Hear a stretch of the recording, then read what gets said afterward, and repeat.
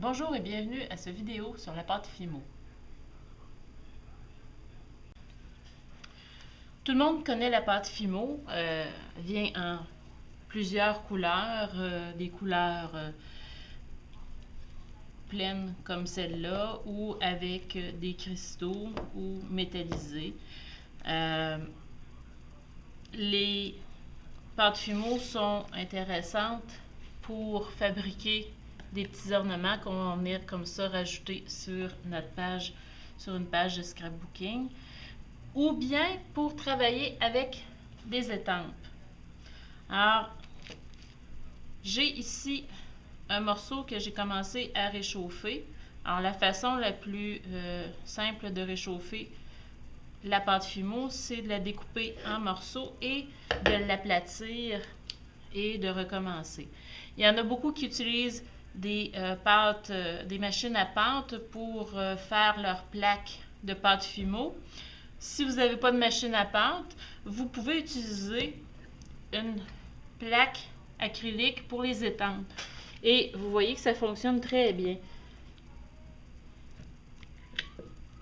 Et il s'agit de répéter plusieurs fois jusqu'à ce que notre pâte soit bien réchauffée.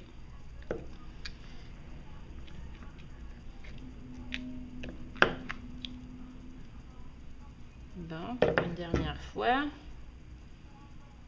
comme ça. Et une fois que notre pâte est bien réchauffée, il nous reste à faire notre plaque de la grandeur dont on a besoin. J'ai décidé d'utiliser cette étampe-ci, ici, qui est une vieille montre de poche. La chose que j'ai à faire, c'est de m'organiser pour que ma plaque soit un peu plus grande que mon étampe.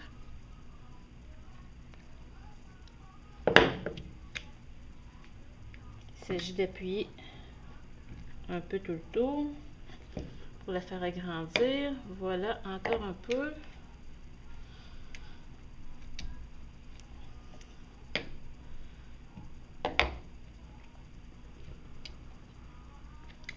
Voilà. Bon. Et sur mon tapis anti-adhésif, ça se travaille bien. Même sur ma plaque ici, ça se décolle bien. Et tout ce qui me reste à faire maintenant, c'est de prendre mon étampe et de venir faire une empreinte dans ma pâte Fimo.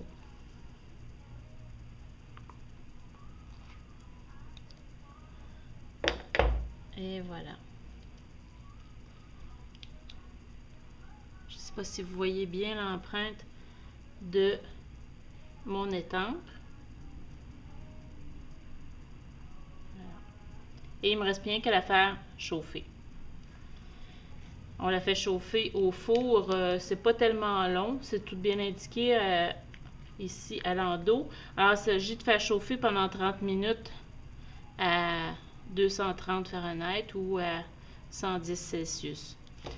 Une fois qu'on a chauffé, qu'on a fait cuire, bien, ça durcit et ça nous donne quelque chose comme ça ici que j'ai. Je suis venue ici mettre de la poudre Perfect Pearl à l'intérieur pour accentuer mon étampe.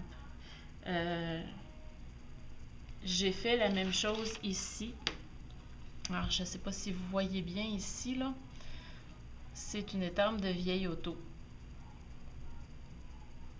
Comme ça ici. On peut aussi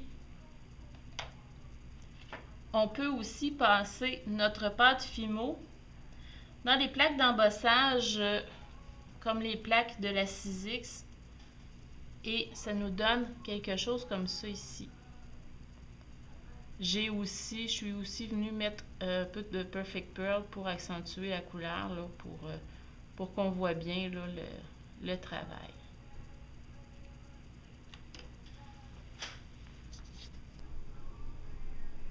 Voilà, c'est ce qui m'a fait à cette présentation. Merci et à la prochaine.